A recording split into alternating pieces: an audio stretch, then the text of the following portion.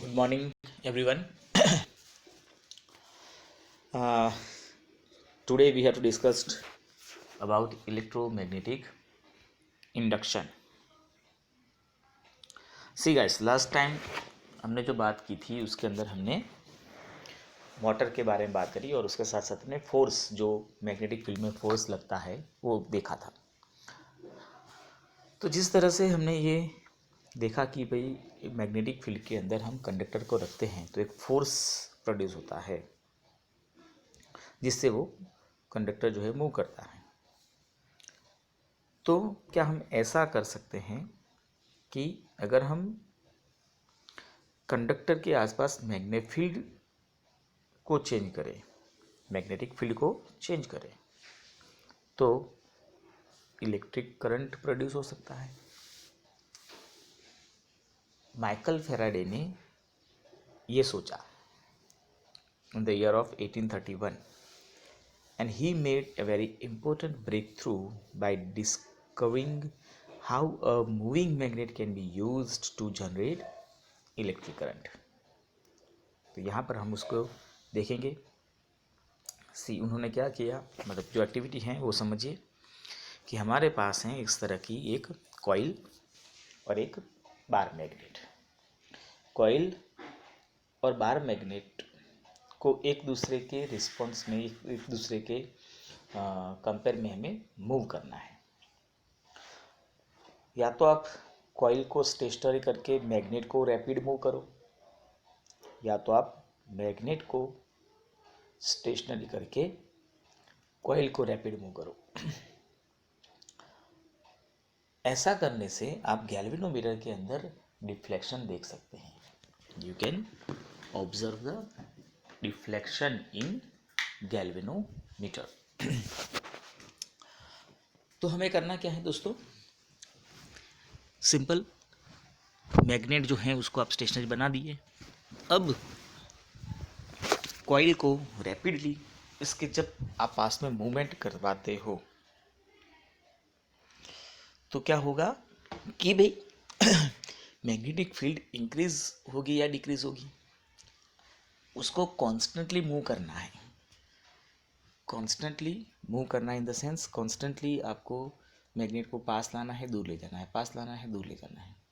If we make stationery, अगर आपने उसको दूर से पास लेकर आए और रख दिया तो फिर गैल्वेनोमीटर में ज़ीरो डिफ्लेक्शन हो जाएगा। In the sense we have to make constant movement. One more thing, अगर हमने इसकी डायरेक्शन को रिवर्स कर दिया, मतलब कि जो मैग्नेट है नॉर्थ की जगह पे साउथ कर दिया, साउथ की जगह पे नॉर्थ कर दिया, then again you will observe the deflection but opposite that the previous one. पहले जो आया था रिजल्ट उससे यहाँ पर अपोजिट आएगा। आप ये भी कर सकते हैं कि दोनों कॉइल ले ले आप, जैसे इस तरह से, लेकिन एक कॉइल को आप बैटरी से कनेक्ट कर दें। बैटरी से कनेक्ट करेंगे, स्विच ऑन करेंगे तो मतलब क्या होगा कि उसके अंदर से करंट फ्लो होगा। करंट फ्लो होगा तो उसके आसपास भी मैग्नेटिज्म प्रोड्यूस होगा। When we move this coil with respect to one another, then you can find the deflection in the galvanometer in the coil number 2। ठीक है, तो कॉइल नंबर 1 हमारे लिए प्राइमरी है और कॉइल नंबर 2 हमारे लिए सेकेंडरी है। तो प्राइमरी के कंपेयर में सेकेंडरी जो है उसके अंदर आपको रिफ्लेक्शन देखने को मिलेगा। तो ये जो घटना है, ये जो फिनोमिना है, उसको हम कहेंगे electromagnetic induction. This is what is known as electromagnetic induction. तो इलेक्ट्रिसिटी का इंड्यूस हुआ मैग्नेटिक की वजह से, मैग्नेट के इफेक्ट की वजह से इलेक्ट्रिसिटी इंड्यूस हुई। इंड्यूस होना, प्रेरित होना, यहाँ पर करंट प्रोड्यूस नहीं हुआ है, करंट इंड्यूस हुआ है। तो इस फिनोमिना को कहा जाता है इलेक्ट्रोमैग्नेटिक इंडक्शन। अब यहाँ पर ये एक बात होगी कि भाई कौन सी डायरेक्शन में करंट प्रोड्यूस होगा, कौन सी डायरेक्शन में आपको मोशन लाना होगा।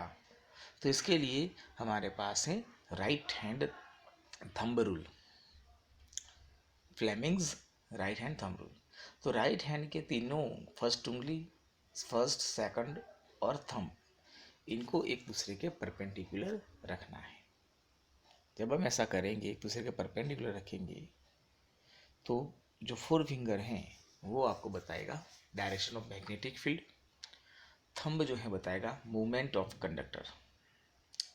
ये दोनों एक दूसरे के परपेंडिकुलर होंगे और इन दोनों के परपेंडिकुलर में रहें उस तरह से रहेगी आपकी सेकंड नंबर की फिंगर, और सेकंड नंबर की फिंगर बताता है आपको direction of current.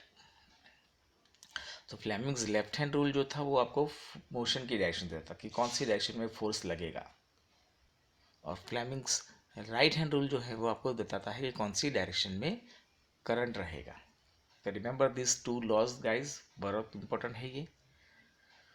Four finger is in the direction of magnetic field, thumb is in the direction of the movement of conductor, and the middle finger is in the direction of the electricity. तो इस तरह से we can find the direction of current। अब इसी principal को use किया है हमने इलेक्ट्रिक जनरेटर के अंदर। तो क्या होता है जनरेटर, देख लेते हैं।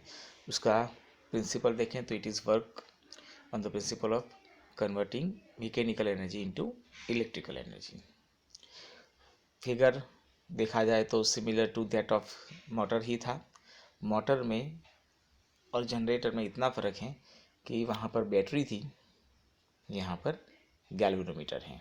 ये कुछ बेसिक से को आपको डिफरेंस दिखाई देंगे, एक और ये दो, ठीक है। वहाँ पर दो स्प्लिटेड रीडिंग्स थी और यहाँ पर दो फुल रिंग्स हैं। वहाँ पर बैटरी थी, यहाँ पर गैल्वेनोमीटर है। बाकी सेम, कंस्ट्रक्शन एंड फंक्शन दोनों सेम। चलो सॉरी, कंस्ट्रक्शन और उसका फिगर सेम। अब हम बात करते हैं किस तरह से ये काम करेगा। तो देखो यहाँ पर क्या है, हमने दो परमानेंट मैग्नेट के बीच में कॉइल रखी हुई है। इस मैग्नेटिक फील्ड में हमें इस कॉइल को घुमाना है, ठीक है। घुमाने के लिए आप किसी भी तरह की मैकेनिकल एनर्जी यूज़ कर सकते हैं। आप विंड मिल से घुमा सकते हैं, आप टरबाइन से घुमा सकते हैं, आप अपने हाथों से घुमा सकते हैं, आप किसी भी तरह से, लेकिन हमें इसको मोशन में लाना है एनी हाउ। तो जैसे हम इसको घुमाएंगे, क्लॉकवाइज घुमाना है, तो आप देखेंगे कि ए बी साइड जो है वो ऊपर की तरफ मूव होगी और सी डी साइड जो है वो नीचे की तरफ मूव होगी, ठीक है। ऐसा करने से ये जो कॉइल है उसके आर्म्स जो है A B and C D वो मैग्नेट के पास जाएंगे और मैग्नेट से दूर भी जाएंगे, ठीक है। समझो, जैसे हम मूव करते हैं, A B moves upward and C D downwards. So magnetic field produce by the permanent magnet, उसके साथ वो इंटरेक्शन में आएंगे। सो जो कॉइल हैं A B C D is rotated clockwise and you can see this in the figure. By applying Fleming's right hand rule, the induced current are set up in these arms along the direction of ABCD. तो Fleming's right hand rule को apply करके हम देख सकते हैं कि भाई कौन सी डायरेक्शन में करंट गया, तो वो रहेगा A B and C D direction. So the induced current flows in the direction ABCD. So if we have taken here numbers of turns, ये जो कॉइल में आप एक बी सी डी दिख रहे हैं, ऐसा एक तो होगा नहीं, नंबर्स ऑफ होंगे। तो जितने ज़्यादा टर्न्स लिए जाएंगे उतना ही ज़्यादा आपको यहाँ पर इंड्यूस करंट मिलेगा।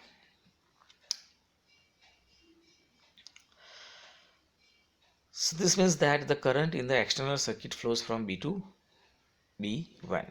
तो यहाँ से करंट आया, आप देख सकते हैं A B C D B2 से होते हुए B1 तक जाएगा, ठीक है।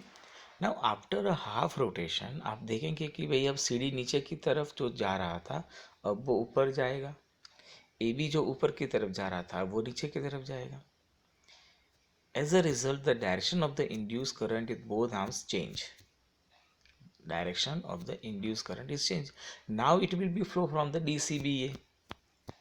अब वो DCBA में जाएगी, मतलब एक्सटर्नल की बात करें तो now it's flow from B1 to B2. तो मतलब ये हुआ कि हर एक हाफ रोटेशन के बाद करंट जो है वो उसकी जो डायरेक्शन है वो रिवर्स हो जाती है.